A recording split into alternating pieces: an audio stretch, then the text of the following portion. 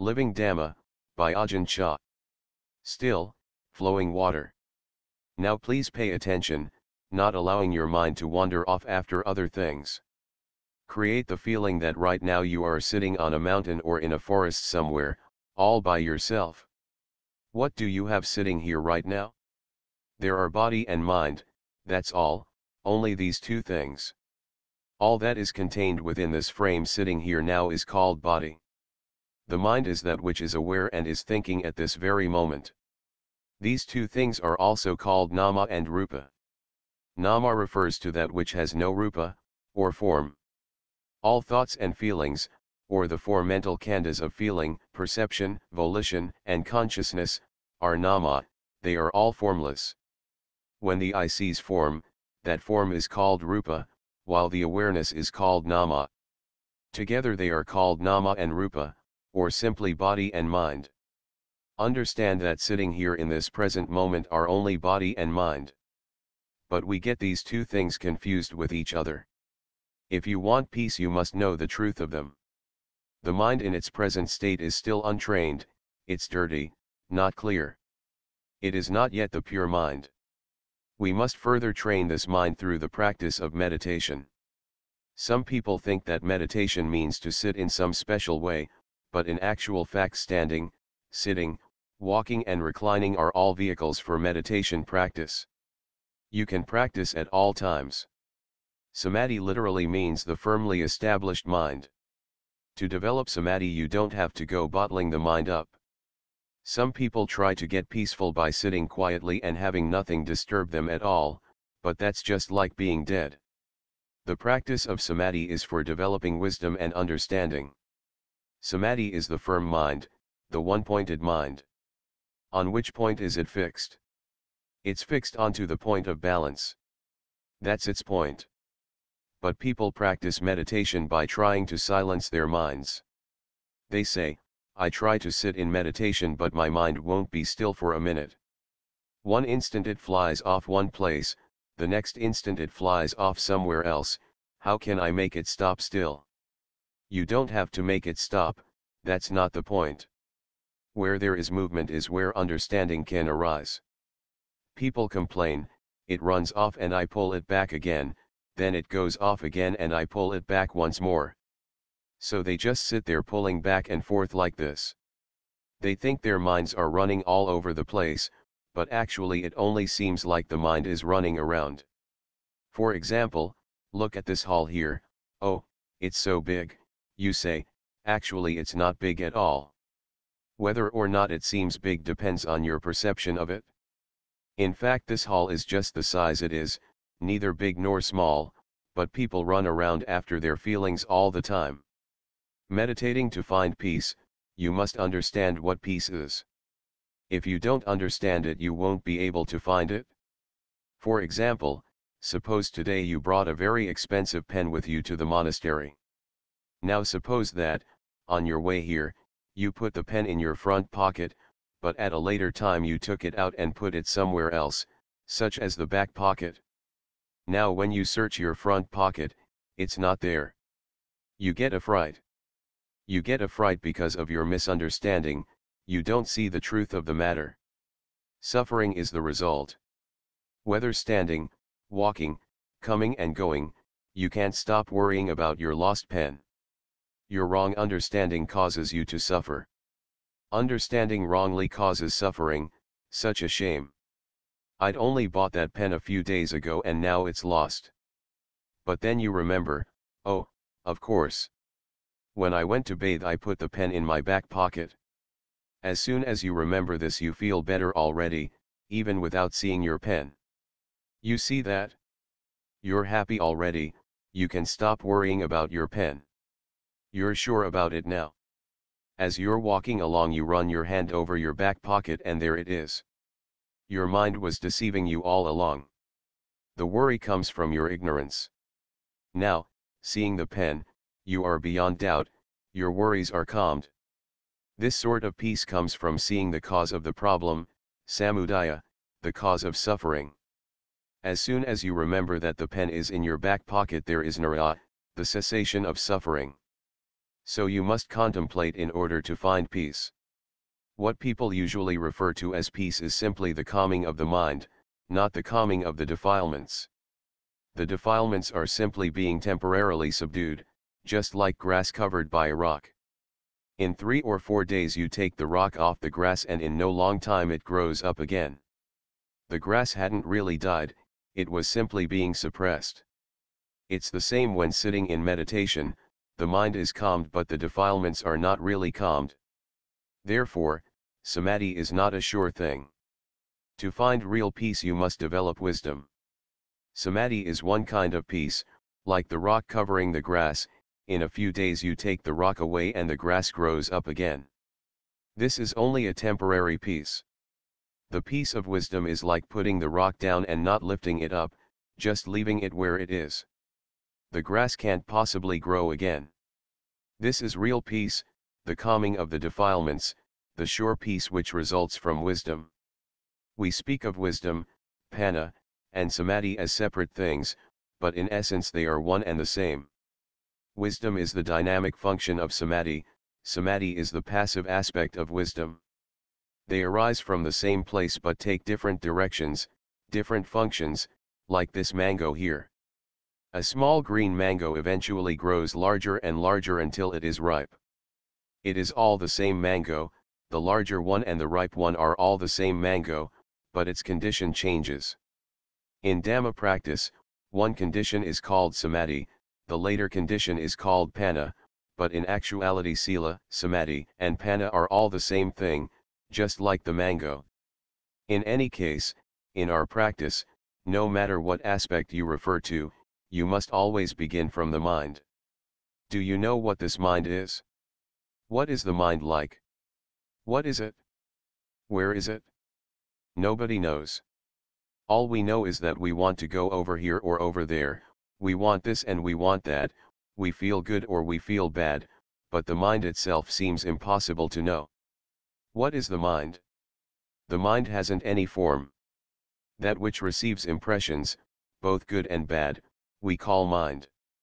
It's like the owner of a house. The owner stays put at home while visitors come to see him. He is the one who receives the visitors. Who receives sense impressions? What is it that perceives? Who lets go of sense impressions? That is what we call mind. But people can't see it, they think themselves around in circles. What is the mind? What is the brain? Don't confuse the issue like this. What is it that receives impressions? Some impressions it likes and some it doesn't like. Who is that? Is there one who likes and dislikes? Sure there is, but you can't see it. That is what we call mind. In our practice it isn't necessary to talk of samatha, concentration, or vipassana, insight, just call it the practice of Dhamma, that's enough. And conduct this practice from your own mind. What is the mind? The mind is that which receives, or is aware of, sense impressions. With some sense impressions there is a reaction of like, with others the reaction is dislike. That receiver of impressions leads us into happiness and suffering, right and wrong. But it doesn't have any form. We assume it to be a self, but it's really only namadhamma. Does goodness have any form? Does evil? Do happiness and suffering have any form? You can't find them. Are they round or are they square, short or long? Can you see them? These things are namadhamma, they can't be compared to material things, they are formless, but we know that they do exist. Therefore it is said to begin the practice by calming the mind. Put awareness into the mind. If the mind is aware it will be at peace. Some people don't go for awareness, they just want to have peace, a kind of blanking out. So they never learn anything. If we don't have this one who knows what is there to base our practice on? If there is no long, there is no short, if there is no right there can be no wrong. People these days study away, looking for good and evil. But that which is beyond good and evil they know nothing of. All they know is the right and the wrong. I'm going to take only what is right. I don't want to know about the wrong. Why should I? If you try to take only what is right in a short time, it will go wrong again. Right leads to wrong. People keep searching among the right and wrong, they don't try to find that which is neither right nor wrong. They study about good and evil, they search for virtue, but they know nothing of that which is beyond good and evil. They study the long and the short, but that which is neither long nor short they know nothing of. This knife has a blade, a rim, and a handle. Can you lift only the blade? Can you lift only the rim of the blade, or the handle? The handle, the rim, and the blade are all parts of the same knife. When you pick up the knife you get all three parts together. In the same way, if you pick up that which is good, the bad must follow. People search for goodness and try to throw away evil, but they don't study that which is neither good nor evil. If you don't study this, there can be no completion. If you pick up goodness, badness follows. If you pick up happiness, suffering follows. The practice of clinging to goodness and rejecting evil is the Dhamma of children. It's like a toy. Sure, it's all right, you can take just this much, but if you grab onto goodness, evil will follow. The end of this path is confused, it's not so good. Take a simple example. You have children now. Suppose you want to only love them and never experience hatred. This is the thinking of one who doesn't know human nature. If you hold on to love, hatred will follow. In the same way, people decide to study the Dhamma to develop wisdom, studying good and evil as closely as possible. Now, having known good and evil, what do? They try to cling to the good, and evil follows. They didn't study that which is beyond good and evil. This is what you should study. I'm going to be like this, I'm going to be like that, but they never say I'm not going to be anything because there really isn't any I. This they don't study. All they want is goodness. If they attain goodness, they lose themselves in it. If things get too good they'll start to go bad, and so people end up just swinging back and forth like this. In order to calm the mind and become aware of the perceiver of sense impressions, we must observe it. Follow the one who knows. Train the mind until it is pure. How pure should you make it? If it's really pure, the mind should be above both good and evil, above even purity. It's finished. That's when the practice is finished. What people call sitting in meditation is merely a temporary kind of peace. But even in such a peace there are experiences. If an experience arises, there must be someone who knows it, who looks into it, queries it, and examines it. If the mind is simply blank, then that's not so useful. You may see some people who look very restrained and think they are peaceful, but the real peace is not simply the peaceful mind. It's not the peace which says, "May I be happy and never experience any suffering." With this kind of peace, eventually even the attainment of happiness becomes unsatisfying. Suffering results. Only when you can make your mind beyond both happiness and suffering will you find true peace. That's the true peace. This is the subject most people never study, they never really see this one. The right way to train the mind is to make it bright, to develop wisdom. Don't think that training the mind is simply sitting quietly. That's the rock covering the grass. People get drunk over it. They think that Samadhi is sitting.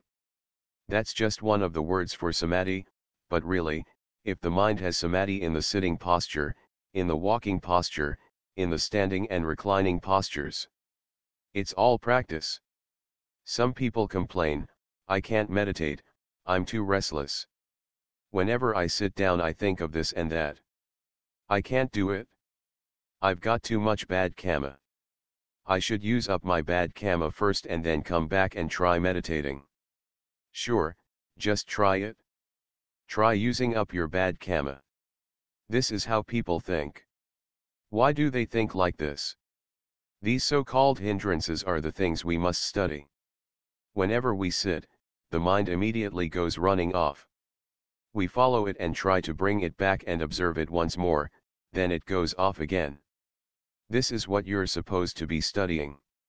Most people refuse to learn their lessons from nature, like a naughty schoolboy who refuses to do his homework. They don't want to see the mind changing. How are you going to develop wisdom?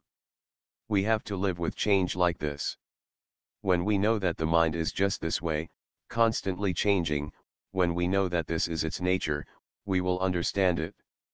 We have to know when the mind is thinking good and bad, changing all the time, we have to know these things.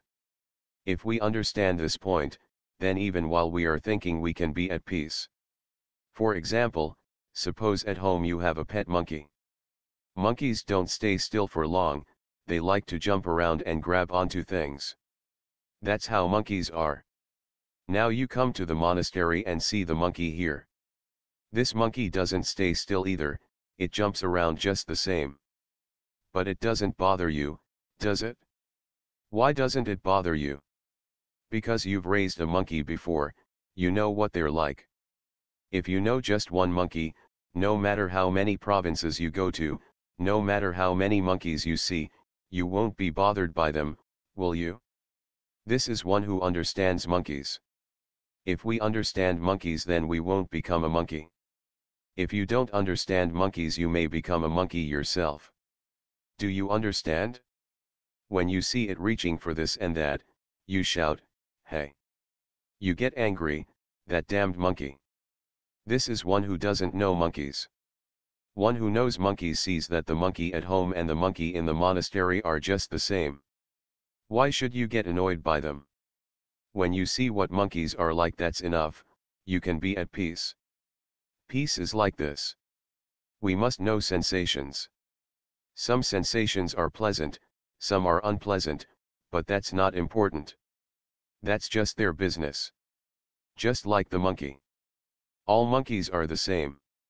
We understand sensations as sometimes agreeable, sometimes not, that's just their nature. We should understand them and know how to let them go. Sensations are uncertain. They are transient, imperfect, and ownerless. Everything that we perceive is like this. When eyes, ears, nose, tongue, body, and mind receive sensations, we know them, just like knowing the monkey. Then we can be at peace. When sensations arise, know them. Why do you run after them? Sensations are uncertain. 1 minute they are one way, the next minute another. They exist dependent on change. And all of us here exist dependent on change. The breath goes out, then it must come in. It must have this change. Try only breathing in, can you do that? Or try just breathing out without taking in another breath, can you do it?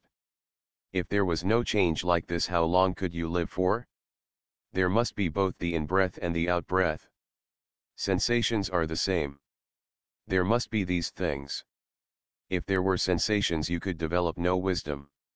If there is no wrong, there can be no right. You must be right first before you can see what is wrong, and you must understand the wrong first to be right. This is how things are. For the really earnest student, the more sensations the better. But many meditators shrink away from sensations, they don't want to deal with them. This is like the naughty schoolboy who won't go to school, won't listen to the teacher. These sensations are teaching us. When we know sensations, then we are practicing Dhamma. The peace within sensations is just like understanding the monkey here. When you understand what monkeys are like, you are no longer troubled by them. The practice of Dhamma is like this. It's not that the Dhamma is very far away, it's right with us. The Dhamma isn't about the angels on high or anything like that. It's simply about us, about what we are doing right now. Observe yourself. Sometimes there is happiness, sometimes suffering, sometimes comfort, sometimes pain, sometimes love, sometimes hate. This is Dhamma. Do you see it? You should know this Dhamma, you have to read your experiences. You must know sensations before you can let them go. When you see that sensations are impermanent, you will be untroubled by them. As soon as a sensation arises, just say to yourself, This is not a sure thing. When your mood changes, not sure. You can be at peace with these things, just like seeing the monkey and not being bothered by it. If you know the truth of sensations, That is knowing the Dhamma. You let go of sensations, seeing that they are all invariably uncertain. What we call uncertainty here is the Buddha. The Buddha is the Dhamma. The Dhamma is the characteristic of uncertainty. Whoever sees the uncertainty of things sees the unchanging reality of them. That's what the Dhamma is like. And that is the Buddha. If you see the Dhamma, you see the Buddha. Seeing the Buddha, you see the Dhamma. If you know anicam, uncertainty, you will let go of things and not grasp onto them. You say, "Don't break my glass." Can you prevent something that's breakable from breaking? If it doesn't break now, it will break later on. If you don't break it, someone else will. If someone else doesn't break it, one of the chickens will. The Buddha says to accept this. He penetrated the truth of these things, seeing that this glass is already broken. Whenever you use this glass, you should reflect that it's already broken. Do you understand this? The Buddha's understanding was like this. He saw the broken glass within the unbroken one. Whenever its time is up, it will break. Develop this kind of understanding. Use the glass, look after it, until when, one day, it slips out of your hand. Smash, no problem. Why is there no problem? Because you saw its brokenness before it broke. But usually people say, "I love this glass so much, may it never break." Later on the dog breaks it, "I'll kill that damn dog." You hate the dog for breaking your glass. If one of your children breaks it, you'll hate them too. Why is this? Because you've dammed yourself up, the water can't flow. You've made a dam without a spillway. The only thing the dam can do is burst, right? When you make a dam, you must make a spillway also. When the water rises up too high, the water can flow off safely. When it's full to the brim, you open your spillway. You have to have a safety valve like this. Impermanence is the safety valve of the noble ones. If you have this safety valve, you will be at peace. Standing, walking, sitting, lying down, practice constantly, using sati to watch over and protect the mind. This is samadhi and wisdom. They are both the same thing, but they have different aspects. If we really see uncertainty clearly, we will see that which is certain. The certainty is that things must inevitably be this way, they cannot be otherwise. Do you understand? Knowing just this much, you can know the Buddha, you can rightly do reverence to him. As long as you don't throw out the Buddha, you won't suffer. As soon as you throw out the Buddha, you will experience suffering. As soon as you throw out the reflections on transience, imperfection and ownerlessness, you'll have suffering. If you can practice just this much, it's enough. Suffering won't arise, or if it does arise, you can settle it easily. And it will be a cause for suffering not arising in the future. This is the end of our practice, at the point where suffering doesn't arise. And why doesn't suffering arise? Because we have sorted out the cause of suffering, samudaya. For instance, if this glass were to break, normally you would experience suffering. We know that this glass will be a cause for suffering, so we get rid of the cause. All dhammas arise because of a cause. They must also cease because of a cause. Now if there is suffering on account of this glass here, we should let go of this cause. If we reflect beforehand that this glass is already broken, even when it hasn't, the cause ceases. When there is no longer any cause, that suffering is no longer able to exist, it ceases. This is cessation. You don't have to go beyond this point, just this much is enough. Contemplate this in your own mind. Basically, you should all have the 5 precepts 21 as a foundation for behavior. It's not necessary to go and study the Tipitaka, just concentrate on the 5 precepts first. At first you'll make mistakes. When you realize it, stop, come back and establish your precepts again. Maybe you'll go astray and make another mistake. When you realize it, re-establish yourself. Practicing like this, your sati will improve and become more consistent, just like the drops of water falling from a kettle. If we tilt the kettle just a little, the drops fall out slowly, plop, plop, plop. If we tilt the kettle up a little bit more, the drops become more rapid, plop, plop, plop. If we tilt the kettle up even further, the plops go away and the water flows into a steady stream. Where do the plops go to? They don't go anywhere, they change into a steady stream of water. We have to talk about the Dhamma like this, using similes, because the Dhamma has no form. Is it square or is it round? You can't say. The only way to talk about it is through similes like this. Don't think that the Dhamma is far away from you. It lies right with you, all around. Take a look, 1 minute happy, the next sad, the next angry, it's all Dhamma.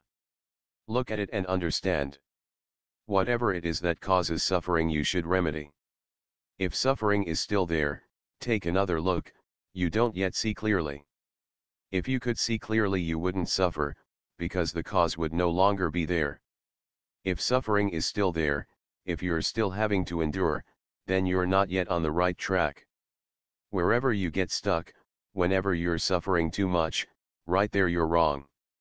Whenever you're so happy you're floating in the clouds, there, wrong again. If you practice like this you will have sati at all times, in all postures. With sati, recollection, and sampajana, self-awareness, you will know right and wrong, happiness and suffering. Knowing these things, you will know how to deal with them. I teach meditation like this. When it's time to sit in meditation then sit, that's not wrong. You should practice this also. But meditation is not only sitting. You must allow your mind to fully experience things, allow them to flow and consider their nature. How should you consider them? See them as transient, imperfect, and ownerless. It's all uncertain. This is so beautiful, I really must have it. That's not a sure thing. I don't like this at all, tell yourself right there, not sure. Is this true? Absolutely, no mistake. But just try taking things for real, I'm going to get this thing for sure. You've gone off the track already. Don't do this. No matter how much you like something, you should reflect that it's uncertain. Some kinds of food seem so delicious, but still you should reflect that it's not a sure thing. It may seem so sure, it's so delicious, but still you must tell yourself, not sure. If you want to test out whether it's sure or not, try eating your favorite food every day. Every single day, mind you. Eventually you'll complain, this doesn't taste so good anymore. Eventually you'll think, actually I prefer that kind of food. That's not a sure thing either. You must allow things to flow, just like the in and out breaths. There has to be both the in breath and the out breath, the breathing depends on change. Everything depends on change like this. These things lie with us, nowhere else. If we no longer doubt whether sitting, standing, walking, or reclining, we will be at peace. Samadhi isn't just sitting. Some people sit until they fall into a stupor. They might as well be dead, they can't tell north from south. Don't take it to such an extreme. If you feel sleepy then walk, change your posture. Develop wisdom. If you are really tired then have a rest. As soon as you wake up then continue the practice, don't let yourself drift into a stupor. You must practice like this. Have reason, wisdom, circumspection. Start the practice for your own mind and body, seeing them as impermanent. Everything else is the same. Keep this in mind when you think the food is so delicious, you must tell yourself, not a sure thing. You have to slug it first. But usually it just slugs you every time, doesn't it? If you don't like anything you just suffer over it. This is how things slug us. If she likes me, I like her, they slug us again. You never get a punch in. You must see it like this. Whenever you like anything just say to yourself, this is not a sure thing. You have to go against the grain somewhat in order to really see the Dhamma. Practice in all postures. Sitting, standing, walking, lying, You can experience anger in any posture, right? You can be angry while walking, while sitting, while lying down. You can experience desire in any posture. So our practice must extend to all postures, standing, walking, sitting and lying down. It must be consistent. Don't just put on a show, really do it. While sitting in meditation, some incident might arise. Before that one is settled, another one comes racing in. Whenever these things come up, just tell yourself, not sure, not sure. Just slug it before it gets a chance to slug you. Now this is the important point. If you know that all things are impermanent, all your thinking will gradually unwind. When you reflect on the uncertainty of everything that passes, you'll see that all things go the same way. Whenever anything arises, all you need to say is, oh, another one. Have you ever seen flowing water? Have you ever seen still water? If your mind is peaceful, it will be just like still, flowing water. Have you ever seen still, flowing water? There. You've only ever seen flowing water and still water, haven't you? But you've never seen still, flowing water. Right there, right where your thinking cannot take you, even though it's peaceful, you can develop wisdom. Your mind will be like flowing water, and yet it's still. It's almost as if it were still, and yet it's flowing. So I call it still, flowing water. Wisdom can arise here. Note 21. The basic moral code for practicing Buddhists: to refrain from intentional killing, stealing, sexual misconduct, lying and imbibing of intoxicants.